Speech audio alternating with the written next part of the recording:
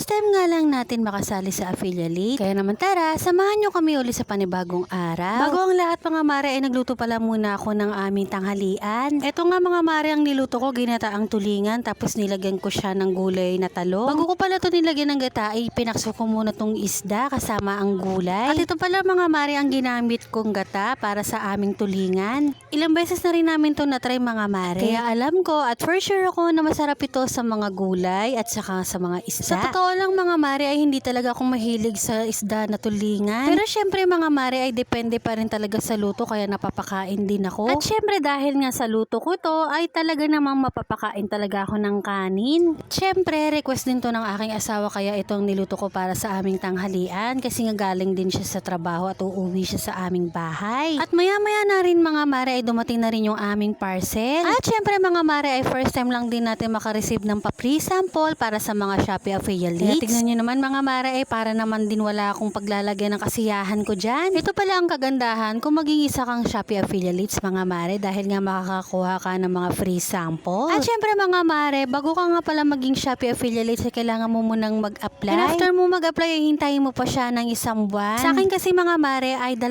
beses na nga ako nag-apply dahil nga nung una ay na-disapprove ako. Siguro nga dahil nga konti pa lang yung followers ko. At syempre nag-try ulit akong mag-apply pagkaraan ng ilang buwan. At sa wakas nga mga mare, sa ilang buwan natin pag-iintay ay na-approve din ako. At ito pala mga mare ang kauna-unahang na-request natin para sa free sample. At syempre ay na-approve din tayo at salamat nga kay seller. At dahil nga sa first time nga natin maging Shopee affiliate ay pinagkatiwalaan tayo ni seller. At tingnan nyo naman mga mare ay bagay na bagay talaga to sa aming bintana. Ito talaga ang pinili kong design kasi nga mahilig ako sa ganitong character at saka syempre mahilig din ako sa ganitong color. At saka syempre mga mare ay mura mo lang din itong mabibili. Hayaan nyo at ilalagay ko ang link nito sa baba. Alam nyo ba mga mare ay sobrang attractive talaga ako kapag ganito ang color at saka ganito din ang design ng aming kortina. Kung pwede nga lang mga mare, lahat talaga ng kortina namin ay ganito ang design at ganito din ang color. At tignan nyo naman mga mare ay napakahaba talaga at napakalapad din ito kaya sulit na sulit dito ang bibili ninyo. At ito na nga mga mare ay sisimulan ko na nga ikabit ito sa aming bintana. Tatanggalin ko muna tong luma naming kortina dahil nga ilang buwan na rin to nakasabit sa aming bintana. At syempre mga mare, bago ko nga ikabit yan sa aming bintana ay nagpunas-punas nga muna ako dito. Bigla nga akong sinipag dyan mga mare kasi nga bago yung aming kortina. Abay, sino naman ba ang di sisipagin kung meron ka laging bagong gamit, diba mga mare? At ayan pa mga mare, nagpunas-punas din ako dito sa dingding. Para syempre pagkakabit mo ng bagong kortina ay malinis na rin ang aming dingding. At ito na mga mare, kinakabit ko na nga yung aming bagong kortina. Pagpasensyahan nyo na pala mga mare yung sabitan ko ng kortina. Yan lang din kasi ang available sa bahay. At saka ito talaga yung nakasanayan namin na pangsabit sa mga kortina. Charot. Yun nga lang mga mare, kailangan nga nito ng perdible para nga maipasok mo sa butas ng kortina. Si mama kasi noon ay mahilig talaga to magsabit ng kortina sa mga bintana at sa mga dingding kaya hindi siya nawawalan ng mga wire. Pero hayaan nyo mga mare, sa susunod kapag meron na tayong budget ay bibili rin tayo ng pansabit sa kortina. At alam nyo ba mga mare ay sobrang saya ko talaga dito dahil nga first time ko nga maging affiliate at first time ko lang din maka-free sample. At maraming salamat din talaga kay seller dahil nga inapprove niya at binigyan niya ako ng chance para may flex ang kanyang mga products. At tingnan nyo naman mga mare, nung kinabit ko tong kortina kahit ganito ang aming dingding at bintana ay napakaganda talaga. At kung naghahanap nga kayo talaga ng mura at napakagandang kortina ay ito na ang inyong bilihin mga mare. At sigurado ko ay sulit na sulit itong mabibili ninyo. At ito pala mga mare yung aming lumang kortina. Diyos ko parang nung Pasko pa nga yan nakasabit. Charot. At ito na pala siya ngayon mga mare. Kita nyo naman na napakaganda na talaga nitong kortina nito. O paano ba yan mga mare? Check out mo na yan. Maraming salamat sa panonood. Bukas na lang ulit.